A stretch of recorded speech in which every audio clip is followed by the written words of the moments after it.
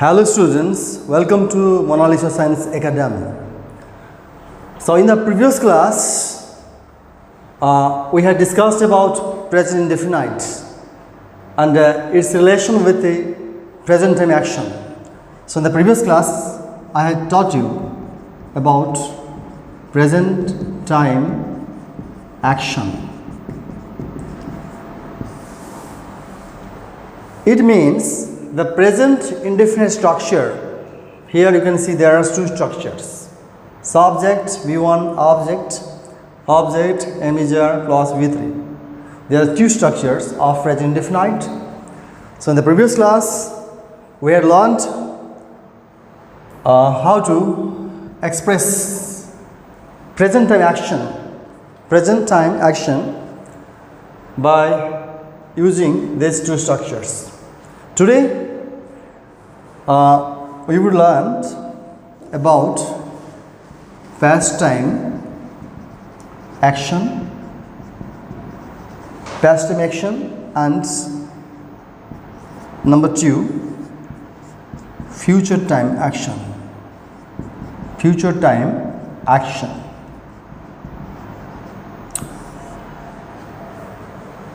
It means these two structures, subject plus V1 plus object imager plus V3 belonging to present indefinite, can be used to express a past time action. Past time action means an action happening in the past time is called past time action. So for the past time action,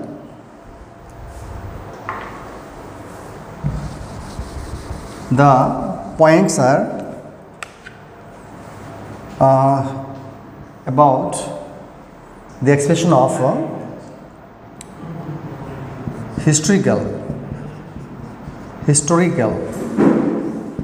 facts. If you wanna express a historical fact, any historical fact, then you can take these structures, two structures. Example, India. We know that India got freedom in 1947. You know, the India got freedom in 1947. If we are asked which time this sentence belongs to, the answer will come that this sentence belongs to past time action. India got freedom. So I am encircling this one, got freedom. So got here V1, V2, V3. It is got. So got freedom means V2, it is past tense. But here we are talking about the present time action. We are talking about the use of this structure. Get, not got. So grammatically to see this sentence, India got freedom in 1947, is 100% correct. Right? So there is a supplement. Here we can also use supplement. The supplement is get. The supplement of got here is get. That means the sentence we can form here is that India gets freedom in 1947. So this sentence is a supplementary sentence. It's a supplementary verb. Got and gets. Both are grammatically correct and refers to the same meaning. Right? So here we can express any historical fact, having relation with history, a historical incidents with the use of the V1. Next is past narratives. Past narratives. It means we can also express, we can also speak about the past incidents by using these two structures. Suppose I am gonna tell you a story. There was a king. Once he went to a forest for hunting. The sentence is like this: there was a king. There was a king. He went to a forest for hunting. So these two sentences belong to past time action. It is very clear. It is categorically clear, right? So in place of, and it is a past narrative. Of course, I am not going to complete here. I am putting dots and dots. It means several lines, more lines, new lines can come up here, can be added here. Only 2 lines I am mentioning here. Examples. So there was a king. He went to a forest for hunting. So here I can simply replace this one, was, and put here is. V1. Is the V1. Is the V1 of a B. B is a verb, and V1 is M is R, right? V1.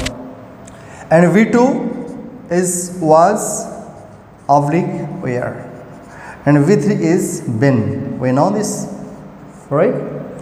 So here there was a king, but here was is now replaced by is. So there is a king, and he went to a forest is replaced by he goes to. First form. So there is a king, he goes to a forest for hunting. And the previous line was what? There was a king, he went to a forest for hunting. So these two sentences, we can say are about past narratives. So the past narratives, we can express past narratives by using the application of these structures of present indefinite, right? Now, it is clear and understandable that present indefinite can be used to express a present time action. Also, it can be also used to express a past time action. And in the past time actions, basically, the historical facts and past narratives can be expressed, can be spoken out, can be written by using these two structures. Next, we'll proceed to the future time action. The future time action. So far as future time action is concerned, we know that this action belongs to the future time. That means the action is likely to happen. Has not happened, but the action is going to happen, right? So when we wanna to express a future time action, we can also take help of the structure, these two structures that belong to present indefinite. So when we can use the future time action, so when we can take the help of present indefinite in order to express a future time action if the condition is that a fixed program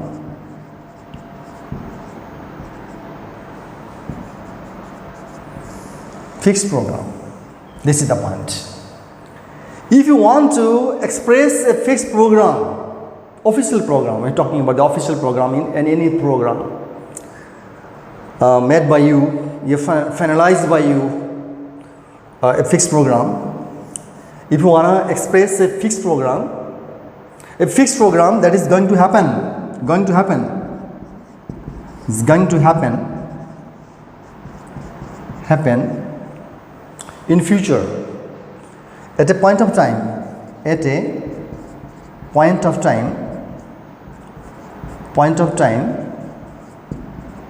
in the future,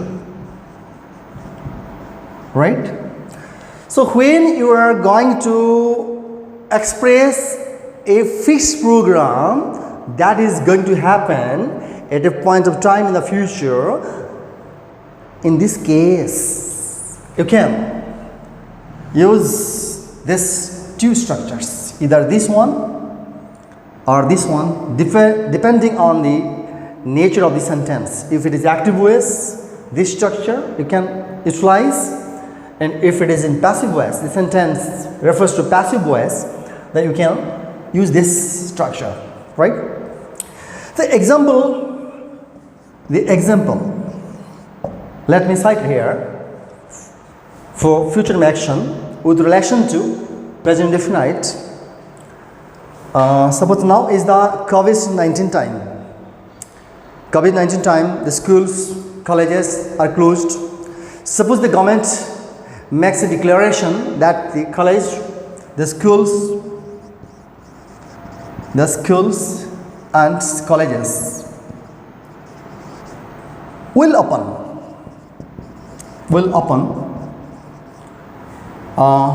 in the first week of September. First week of September. This is the sentence. The schools and colleges will open in the first week of September. This is a future time action. Future time action. Why? Because this action is going to happen. It's going to happen, not happened. Because now is the month of July. Now the month of July is going on, and the September is awaiting. The month of September is awaiting. It's yet to come. After 1 month or 2 months, this month of September will come when the schools and colleges will open. So this action is a future time action, and this action is the result of a fixed program. It's a fixed program. It's a government program. The government had made decisions, and after that the decision has been published through newspapers, through government gazettes, and that's why we get to know that the college, schools are going to open, will open in the first week of September. So here what can we do? We have the option. We have given the option of using V1, either V1 or M is there plus V3. I mean to say the present indefinite structures offer the present indefinite structures like these two ones can be used here to express this future time action. So here simply we can rub this one. It's will. Here I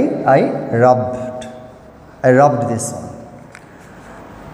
The schools and colleges open. Now it is open in the first week of September. This is correct grammatically, because opening of schools and colleges is nothing but the result of a fixed program, is the outcome. The declaration isn't this declaration is nothing but an outcome of the fixed program of the government of India or the government of ODISHA. That's what we can say. Instead of saying that the schools, colleges will open, will upon, yeah, are going to open in the first week of September. We can also say what? The schools and colleges open in the first week of September. This is grammatically correct, right? So next, we proceed to the next ones. What are the other options? What are the other options that we have? Where we can use present indefinite structures to express actions, other kinds of actions, like so we can give a heading like this: allied. It is allied. A-double-L-I-D, allied. Allied actions. What kind of allied actions? First one is news headlines. News headlines. Number 2, quotations.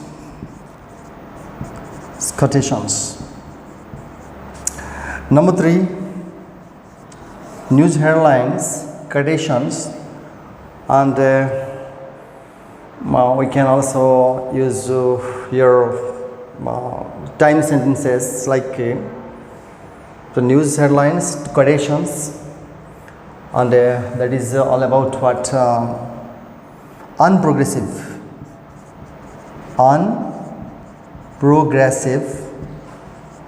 action. Unprogressive action. And number 4 is sentences with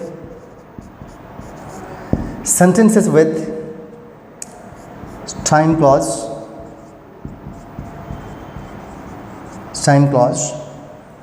or conditional clause. Conditional clause, right? So sentences with allied actions, like sentences with time clause in conditional clause. We can use present indefinite structures to express these things, news headlines. You might have gone through newspapers and seen the news headlines, like the man, it's a newspaper headline, the man passes away. It means the man passed away. Practically, the man passed away. The man passed away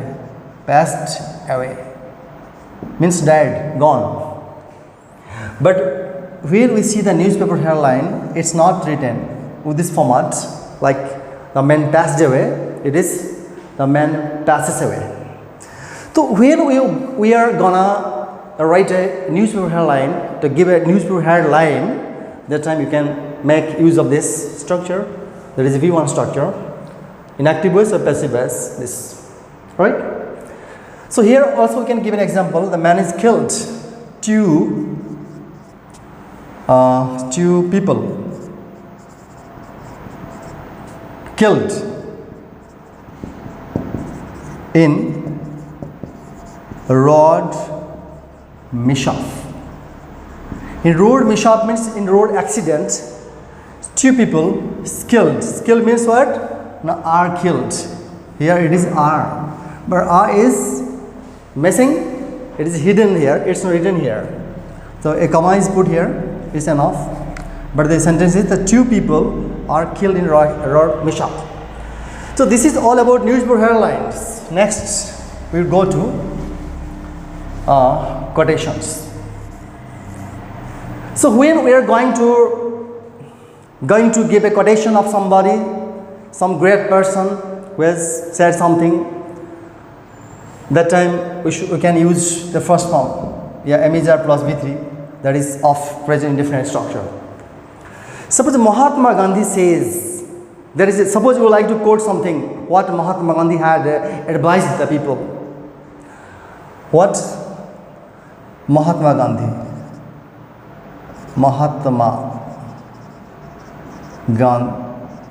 Gandhi said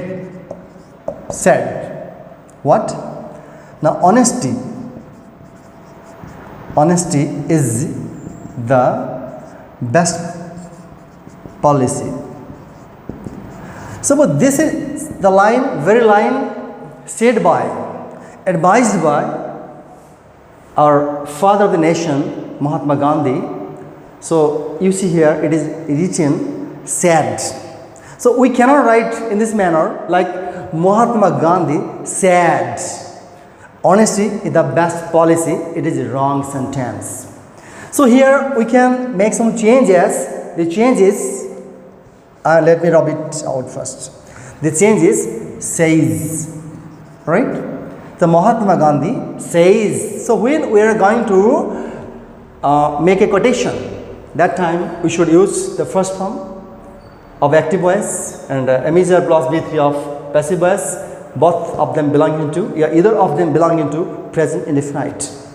Right? Next, unprogressive action. When some action we find is not progressive, it is constant. Like suppose I am of the conviction, I have a belief. I believe, what belief? The example of this unprogressive action. Unprogressive action. Progressive means it's not on the progression, it is constant, stable, right? Where it is, right? I believe that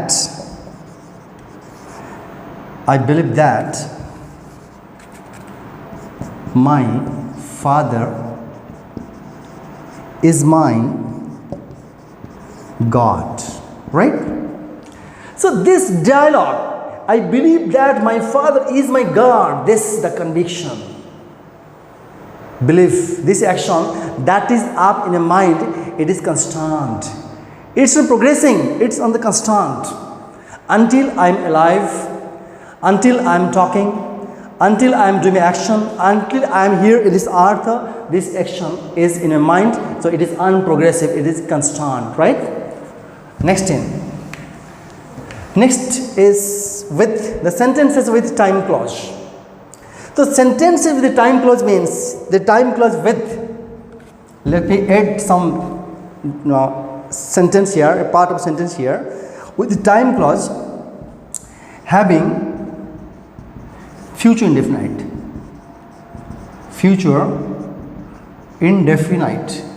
right? Time clause having future indefinite. Let me write the structure of future indefinite. Here I am writing. Let's take a look please. Subject plus shall, will plus V1 plus object. So this is this is time clause. Time clause, all about this thing, Okay, nice. And this is also with conditional clause. With time clause having future indefinite, with conditional clause with also future indefinite having future indefinite. The example let me cite here. Conditional clauses basically starts with if, if. Suppose if you dash, and here the word is help, and next comes me. If you dash means help is in the bracket. I will be grateful to you. So you see the second part of the sentence is what? I will be grateful to you. This is all about the future indefinite tense. Subject, shall, will, V1, object. So here we can see the same structure. Subject, will, V1, that's all. So here you can it means you can use the present indefinite tense. It means B1. So here simply help. The first form of help is help. So if you help me, I will be grateful to you, right? Here, let me give an example of time clause. When you arrive, no, sorry, not you, but here let us write I would be more appropriate. When I arrive at home, I will call you up. The second part of the sentence is what? I will call you. The structure is here completely matching of subject, shall, will, be one object. It is the same is copied and pasted here, right? So here also the sentence, sorry, the verb is arrive is the first form. So you can see the first form here also. So the sentence now belongs to present indefinite. This structure belongs to present indefinite, and the sentence belongs to future time action, right? So when I arrive at home, I will call you up. This means it is a condition based on this is a condition, future condition. Next. So this is all about, we learned, we discussed about the different kinds of actions like present time action, past time action, and future time actions concerned with present indefinite. So the conclusion here is that, let me sum up the conclusion here. Summing of the conclusion. Summing of conclusion. Conclusion. What is the conclusion that can be summed up here? The present indefinite, the structure of which is known to you. So the structure of our present indefinite can be used to express the actions like present time action, and past time action, future time action,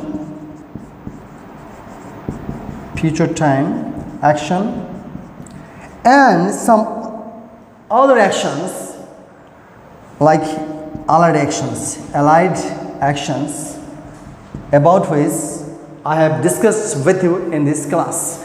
So in the next class to come up, so I will make in the next class I will make a video, that is, and the video will be about past indefinite. I will teach you in the next class, that is past indefinite, right? The past indefinite. I will teach you in the next class, not today's class. In the next class, we will discuss about the past indefinite tense, and we will know the what time actions, whether the present time action or past time action or future time action is concerned with past indefinite. Still, I am telling you, the past indefinite tense is not like present indefinite tense.